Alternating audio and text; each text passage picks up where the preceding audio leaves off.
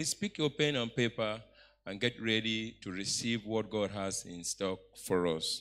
Ladies and gentlemen, the first on the list is no other person than the Waka Credit man.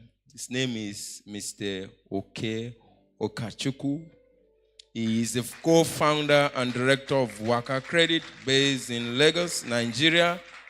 He has been in this role since December 2021. Previously, he worked at Guarantee Trust Bank PLC as a group head, starting in November 2019 till July 2022. His experience at Guarantee Trust Bank provides a strong foundation for his current role at the Waka Credit. Distinguished ladies and gentlemen, I present to you the Waka Credit man. You're welcome, sir. Thank you. Good morning, distinguished ladies and gentlemen. Please permit me to stand on existing protocols. I was sorry I got here a bit late, even though I joined online. So I heard when the district coordinator was introduced, and Sugar as well. You're all welcome today. Full gospel for me, this looks like a homecoming of sort, and I'll explain. 23 years ago, when I came to Lagos for the first time, as a youth corper, I used to attend the full gospel meetings back then at Ocean View. Many of you will not remember Ocean View now because it no longer exists. They've pulled it down. But a few old members like Mike Wamo here will remember. And I also, in a very special way, want to thank the people who have put this together. Mr. Scott and his team, they've been on my case since. The resilience I saw in them, they just would never stop. They kept pushing, and I decided that whatever it is, I have to be here today. So thank you very much. Thank you for having me. It's really a pleasure being here. So I'll just go straight to it to talk to you.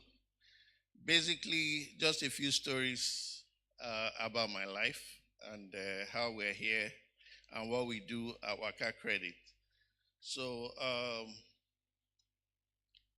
okay, so I came with a few slides, basically, starting by I've been introduced.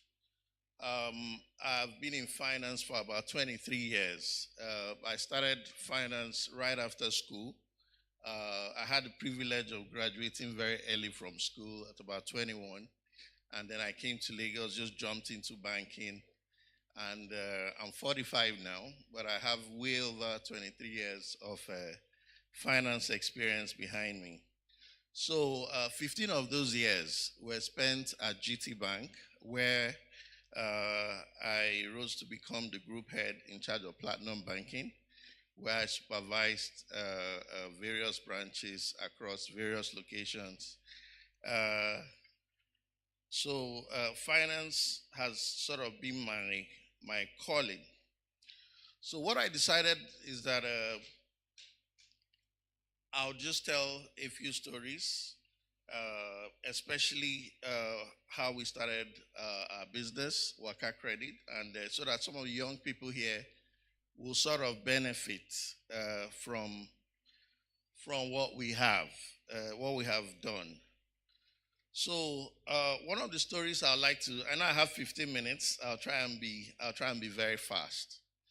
One of the stories I'd like to tell was how I met my now business partner 23 years ago in a bus in Lekki Phase 1 here. I was coming home from work. I was a young youth corper, wearing a suit, and then I was sitting at the back of one of the Lekki shuttle buses because I was living in my uncle's house at the time. And then I looked behind me and I saw this young man equally well wearing a suit, so I suspected he was in banking as well. And I turned and I said, my name is Okey Ukachukwu, and he said, oh, I'm Ehi. And then we became friends. That friendship went on for the next 20 something years, and we went on to start Waka Credit today. Now, why I thought it was important to share that is for the young people here today, networking is very important, right? And sometimes it's important that you listen to your instincts. You know, when your instincts tell you that looks like my kind of person, you know, listen to your gut feelings, listen to what your heart tells you. You know, oftentimes your heart will not lie to you.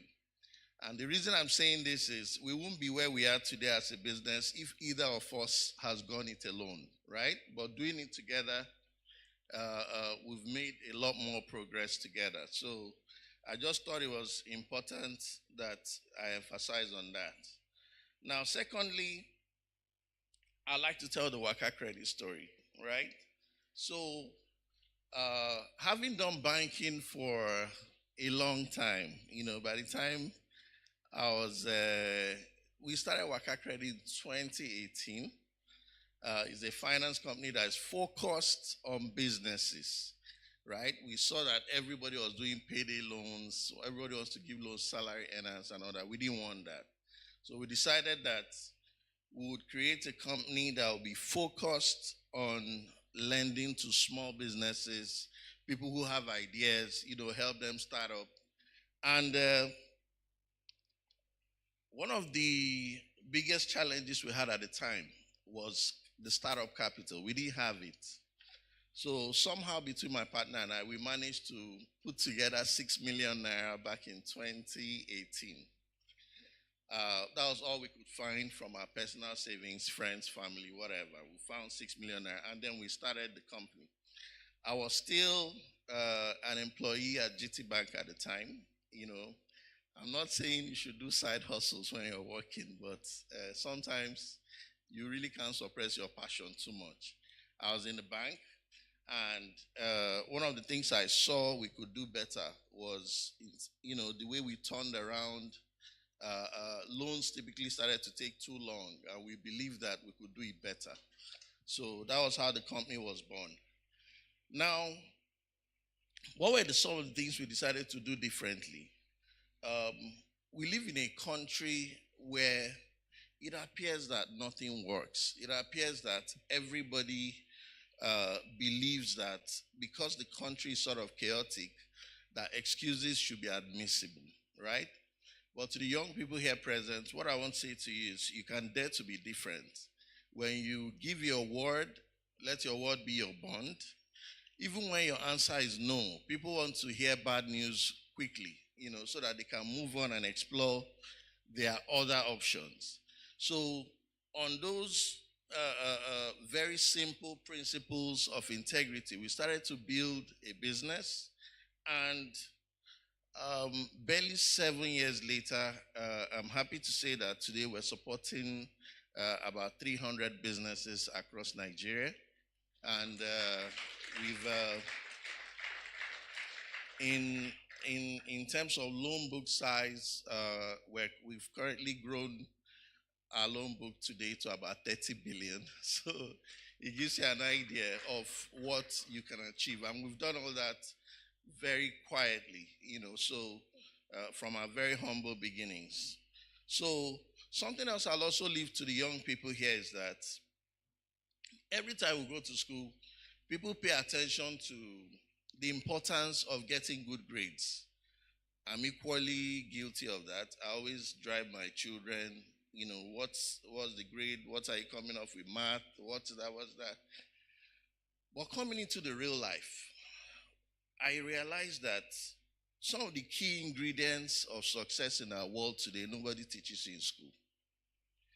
The world today, the people who are succeeding the most are people who are daring to take risks. They are people who are daring to be bold. And nobody told me in the university that you have to be bold, you have to think big, you have to, you know, we live in a country where it's almost a crime for a young child to really aspire, right?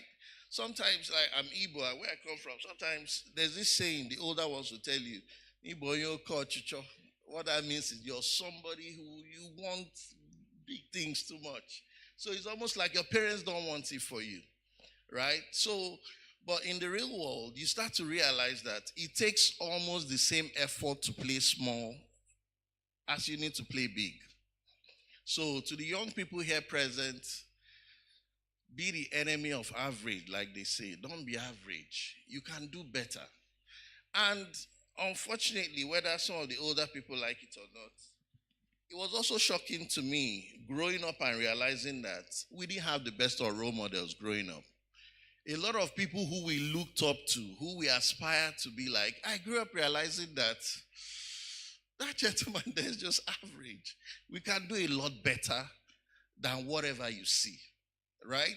So, what I'm saying to you, young people here today, please hold yourself to very high standards. And if you don't see those standards around you, it's okay to look beyond your families. It's not a crime to aspire to be better than your father. Be 10 times better than him. He'll be proud of you as a son eventually. So that is something I like to leave you with. I know I have 15 minutes, so I came with 5 stories, but I'll end up just telling 1 or 2. The last story I'll tell was how I met a gentleman called Abdul Karim sometime in 2017. And I'll just tell a story, that Karim told me and how it affected me. So in 2017, back then, my wife was in oil and gas, and she was going on a conference, the OTC conference in Houston. And then I decided to tag along, so I went with her. So we flew back then. We were on an Emirates flight from Dubai to Houston. It was a 16-hour flight, one of the longest I've ever had. So it was a boring flight. Everybody was walking up and down. The cabin crew were very friendly. So I met a gentleman, an Arab guy called Abdul Karim. He was one of the cabin crew who was really friendly on that flight. He was serving us drinks, alcohol, whatever. And then I said to him, I'm going to Houston, but I don't have a lot of work to do in Houston because when my wife goes to the conference, I don't know what I'll be doing. And he says, oh, let's catch up the next day for drinks, right? So the following day, I met Abdul Karim. So for those of us that know Houston, somewhere on Westheimer Road, and we sat and we're having drinks. And then he said to me, at the time that he was training to become a pilot. So even though he was a cabin crew, he was saving all his money to pay for flying school. And so he then said something that sort of caught my attention.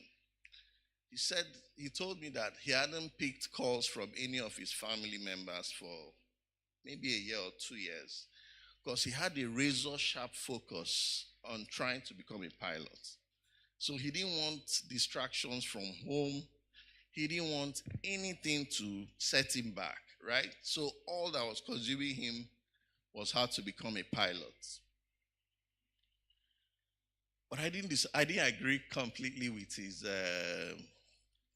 philosophy, right? So I was thinking I had a different thought process. So that led me. I don't know if you can go to my last slide, if anybody has that. So that led me to come up with something that has sort of become my personal philosophy about life, right? Now, I don't know what success means to for those of us young people here. Sorry, the slide before this. Yes. So that encounter helped me come up with this personal philosophy of mine, right?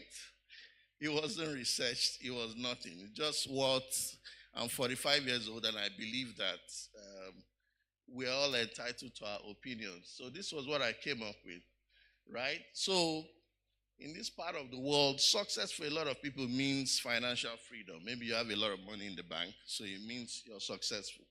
I don't know what it means to each of you in this room. For some people, if they have a relationship with their wives, like for district coordinator, you don't need to look too far. This is success for a lot of people, right?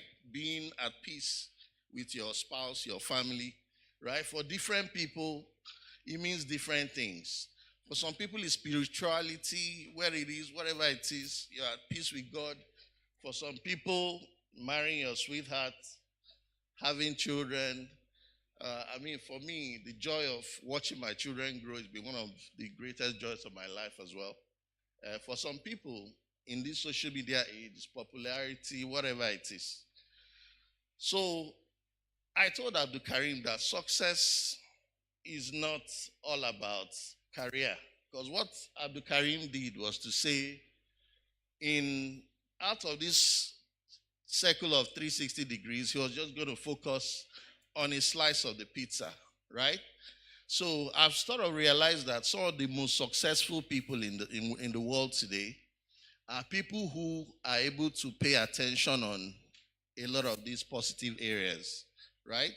So please, what I want to say to you today, don't just be that man that has all the PhDs and the MSCs. Know when it's time to take a break from schooling and go and make some money. Know when it's time to pause from making money to get family right. Don't be 45, 50 years old and you start to look for a nanny instead of a wife. So to all the young people here present, my party message is try as much as possible to network, start a business if you can, get your education right. It might seem like a lot, but please wake up every day and make simple, small, deliberate steps to make progress on these areas. Thank you, everyone.